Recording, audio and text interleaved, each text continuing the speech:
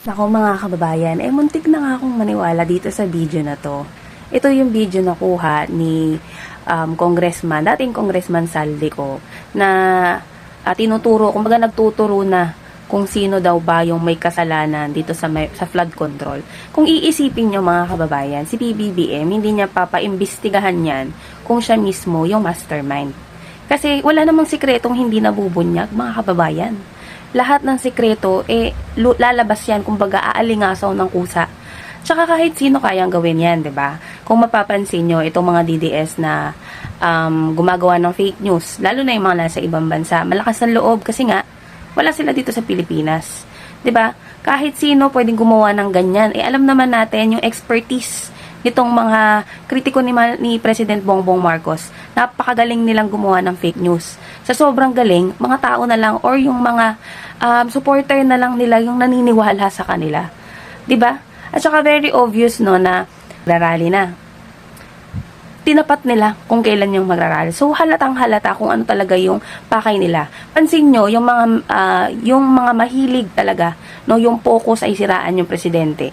Ito yung mga taong gusto talagang mang-agaw ng kapangyarihan dahil hindi nila makontrol si BBM eh.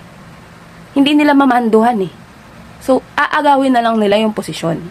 Kung mapapansin nyo naman yung mga desktop plot nung mga nakaraang taon pa nagsimula at kung sino-sino yung mga kasabwat, no, yung mga nalilink na involved dito sa planong pagpapabagsak kay PBBM, dahil nga po hindi nila makontrol. Hindi nila mamanduhan si PBBM, kaya aagawin na lang nila. Pansinin nyo, mula nung nagka-issue dito sa DepEd, dyan sila nagsimulang gumawa ng mga fake news, manira, kung ano-ano mga unedited videos para siraan si PBBM. Pero may kumagat pa? Wala. Ang mga naniwala lang, yung mga syunga-syunga din nilang mga supporters. Tapos ngayon, maniniwala ako kung umuwi yan ng Pilipinas, maglabas yan ng mga ebidensya na maglilink dun sa kwento na ginawa niya. Kasi hanggat walang ebidensya, propaganda lang ang ginagawa nito. Si Saldico, matagal na pong kontraktor yan Matagal na. Hindi lang nitong administrasyon ni President Bongbong Marcos. Sa dami ng naging presidente na nadaanan ni Saldico nung nagsimula siya maging kontraktor, si PBBM lang yung naging matapang na paimbestigahan nga yung anomalya dito sa flood control, yung anomalya sa mga substandard and ghost projects. Siya lang. Kasi biruin mo nung si Digong yung presidente, siniwalat niya na maraming ghost project ang DPWH, pero wala naman siyang aksyong ginawa. Wala namang nangyari, wala siyang nakasuhan, wala siyang napakulong.